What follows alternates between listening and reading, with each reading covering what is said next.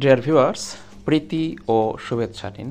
এই ভিডিওর আলোচ্য বিষয় হচ্ছে মাদ্রাসা শিক্ষাকে এগিয়ে নিতে সরকারের উদ্যোগ এবং জরুরি বিজ্ঞপ্তি জারি। ভিউয়ার্স, আপনারা জানেন 5 তারিখের পর আওয়ামী লীগ সরকার পতনের পর থেকেই মাদ্রাসা শিক্ষায় যেন কিছুটা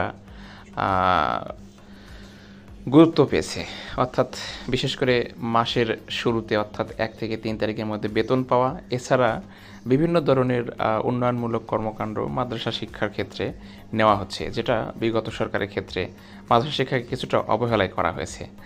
তো এই মুহূর্তে দেখুন যে সারা দেশে এমপিভুক্ত সকল মাদ্রাসার তথ্য প্রেরণ সংক্রান্ত বিষয়টি অতীব জরুরি এভাবে উল্লেখ করা হয়েছে এবং এটা বাংলাদেশ গণপ্রজাতন্ত্রী সরকারের একটি ক্যাপাসিটি ডেভেলপমেন্ট অফ মাদ্রাসা এডুকেশন সিস্টেম মাদ্রাসা শিক্ষা অধিদপ্তর থেকে 13ই মার্চ প্রকাশ করা হয়েছে। তার মানে এই বিজ্ঞপ্তিটি অত্যন্ত জরুরি একটি বিজ্ঞপ্তি এবং কি বিষয়ে বিজ্ঞপ্তি এবং সকল মাদ্রাসার জন্য এটা অত্যন্ত জরুরি।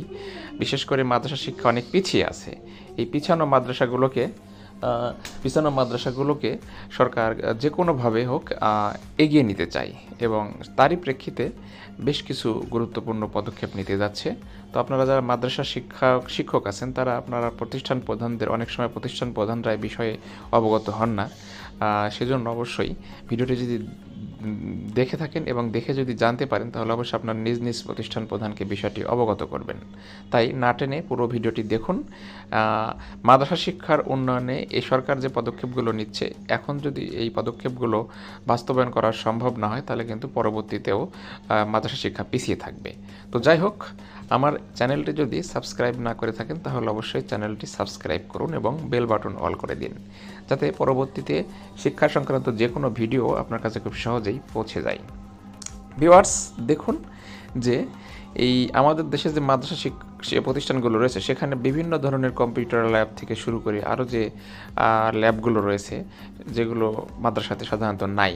তো এই বিষয়ে দেখুন সকল এমপিভুক্ত মাদ্রাসার তথ্য প্রেরণ প্রসঙ্গে এখানে কি বলা হয়েছে। উপযুক্ত বিষয় প্রেক্ষিতে জানানো যাচ্ছে যে মাদ্রাসা শিক্ষা অধিদপ্তর কর্তৃক বাস্তবায়নাধীন সেকেন্ডারি এডুকেশন ডেভেলপমেন্ট প্রোগ্রাম অর্থাৎ SEDP একটা প্রজেক্ট, এর আওতায় ক্যাপাসিটি ডেভেলপমেন্ট অফ মাদ্রাসা এডুকেশন SVME স্কিমের আওতায় মাল্টিমিডিয়া ক্লাসরুম, ICT ল্যাব স্থাপন, ভোকেশনাল কোর্স চালু, আরবি ল্যাঙ্গুয়েজ ল্যাব স্থাপন এবং আসবাবপত্র, শিখন ও ক্রীড়া সামগ্রী সরবরাহ করা হবে।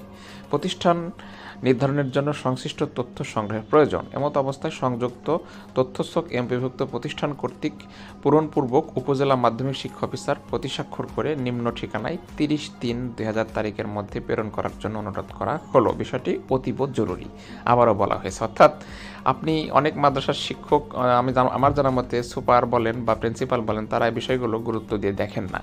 তো যদি আমার এই ভিডিওর মাধ্যমে কেউ মেসেজ পেয়ে থাকেন তাহলে অবশ্যই আপনি যদি মাদ্রাসা শিক্ষক হয়ে থাকেন বা আপনি যদি হাই স্কুলের শিক্ষক বা কলেজের শিক্ষক হয়ে থাকেন তাহলে বিষয়টি মাদ্রাসা শিক্ষকদের অবগত করুন, কারণ এখনই মাদ্রাসা শিক্ষাকে এগিয়ে নেওয়ার জন্য সরকার যে পদক্ষেপগুলো নিচ্ছে এই পদক্ষেপগুলো বাস্তবায়ন করতে অবশ্যই আপনাকে চাহিদা দিতে হবে। এখন আপনি যদি চাহিদাই না দেন তাহলে তো সরকার জানতে পারবে না যে কোন মাদ্রাসার অবস্থা কীরকম, যদিও সরকার জানে যে মোস্ট অফ দ্য মাদ্রাসার ক্ষেত্রেই এই জিনিসগুলো নাই, ICT ল্যাব নাই, আবার আরবি শিক্ষার ল্যাব নাই, কম্পিউটার ল্যাব নাই, আবার আপনার হচ্ছে লাইব্রেরি নাই, ভালো চেয়ার টেবিল বেঞ্চ এগুলো নাই, আসবাবপত্রের অভাব রয়েছে, এগুলো সবারই জানা। তারপরেও যেহেতু সরকার নোটিশ করেছে, অবশ্যই মাদ্রাসা প্রতিষ্ঠান প্রধানদের দায়িত্ব হবে তাদের প্রতিষ্ঠান সম্বন্ধে অবগত করা, তাদের প্রতিষ্ঠানে কি কি দরকার এগুলো তাদেরকে জানানো।